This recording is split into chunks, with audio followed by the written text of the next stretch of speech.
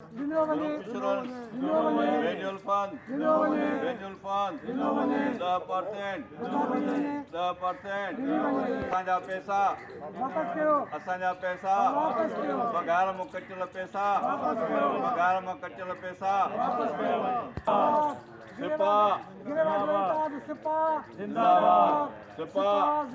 Retired मुलाज़िम जो हिकिड़ो इतिहाद ठहियो आहे सिपा सिंध पेंशनर्स अलायंस। असांजो इतिहाद इन जे करे आहे, इतिहाद इन जे करे ठहियो आहे त असांजी पघार मां कटियल पैसा जेके आहिनि सिंध सरकार असांखे नथी ॾिए पई। असांजी पघार मां जा कटियल पैसा आहिनि, ग्रुप पेंशनर्स असांजो कटियल आहे, उहो नथो अदा कयो वञे, ऐं बेन्युअल फंड असांजी पघार मां कटियल आहे, उहो नथो ॾिनो वञे। ऐं दुनिया लेवल ते जेके हिन सीनियर सिटीज़न्स आहिनि उन्हनि खे सिहत कार्ड मिलियल आहे, असांखे उहो नथो ॾिनो वञे। वज़ीर आज़म शहबाज़ शरीफ़ जॾहिं पहिरीं अपॉइंटमेंट थी, पहिरीं जेको आहे कसम खयों हुई त उन टाइम ते उन 25% ॾिनो हुयो, ॿियनि सूबनि उहो 25% खयों, पर सिंध गवर्नमेंट उहो असांखे 10% असांजो अञा उन पासे रहियल आहे, उहो असांखे नथो ॾिनो वञे। हैदराबाद में वॾी हिकिड़ी मेगा जेका असां मीटिंग थी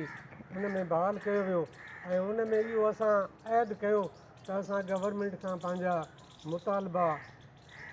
रिटायर्ड मुलाज़िमनि जा बहाल कराईंदासीं। जीअं त असांजा रिटायर्ड मुलाज़िम तक़रीबन 4.5 लख आहिनि, उन्हनि जा कटियल पैसा जेके आहिनि से असांजो हिन वक़्तु जेको मौजूदा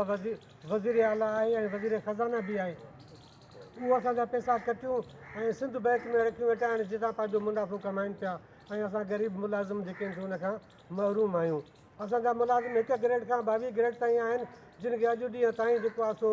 2022 खां वठी असां वावेला कंदा अचूं पिया। गवर्नमेंट खे जेको आहे सो मिनतूं बि कंदा अचूं था त बाबा तव्हां ग़रीबनि ते रहम करियो, पर गवर्नमेंट खे अञा ताईं त को रहम न आयो आहे। सो इन जे लाइ असां अॼु हिते प्रेस क्लब ते गॾिजिया आहियूं ऐं असां प्रेस जे थ्रू ऐं सोशल मीडिया जे थ्रू इहो पैगाम